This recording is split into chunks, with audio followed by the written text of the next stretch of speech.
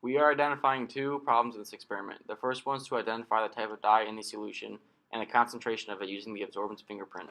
Our goal was to use the spectrometers and obtain graphs representing the peak absorbance and compare the wavelength to the Sawtelle dye and Lapidus dye graphs. We concluded we had Sawtelle dye with a concentration of 2.044 times 10 to the negative fifth molar. Our second problem was to create an absorbance and emission graph of fluorescein, a fluorescent dye. Our goal was to use spectrometers and obtain both emission and absorbance graph. Both emission and absorbance graphs can be found in the results section. In our experimental design, we obtained an intensity reading using water as a sample by setting up the flashlight 10 centimeters from the cuvette and the spec sensor 10 centimeters from the cuvette on the other side. We then obtained an intensity reading from the dye using the same procedure as previously stated, and then used these two measurements to calculate the absorbance of the unknown sample.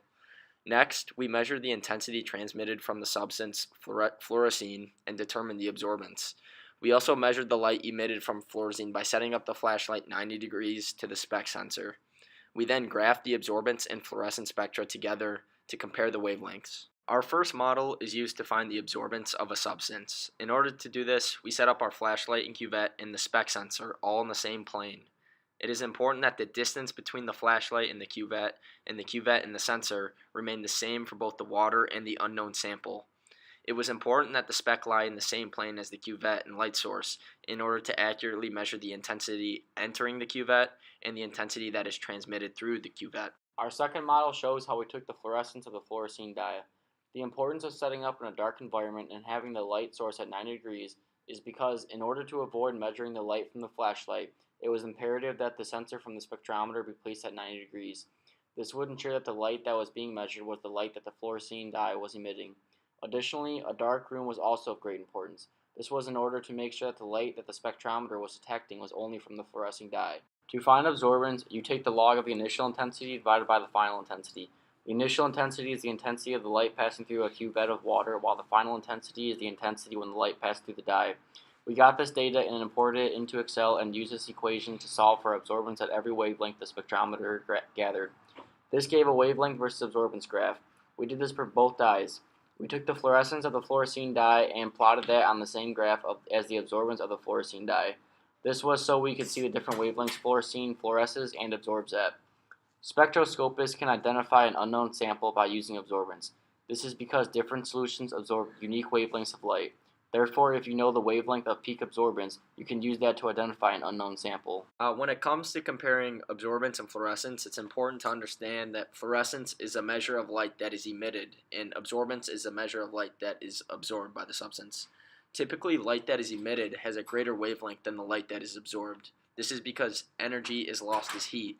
If you look at the equation right here, as wavelength increases, the energy of the light decreases, assuming that the speed of the light does not change.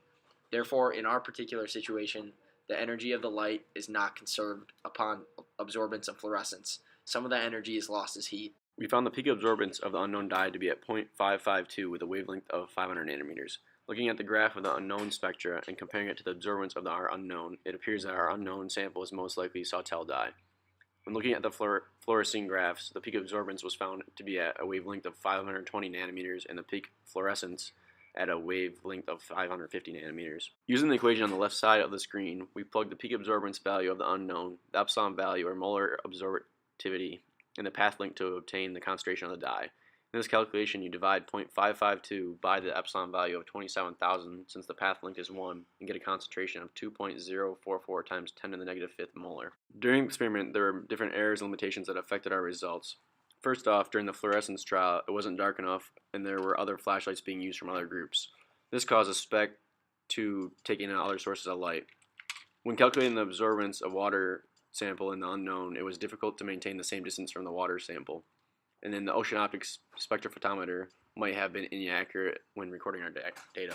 Overall, in this experiment, we studied the relationship between absorbance and fluorescence. Absorbance is measured by calculating the intensity of light entering the cuvette and the light that is transmitted through the substance. It is a useful tool to identify the unknown substances because different substances absorb different wavelengths of light better than others. Fluorescence is useful in enzyme assays and fluorescent resonance energy transfer when trying to find if certain molecules are close to one another.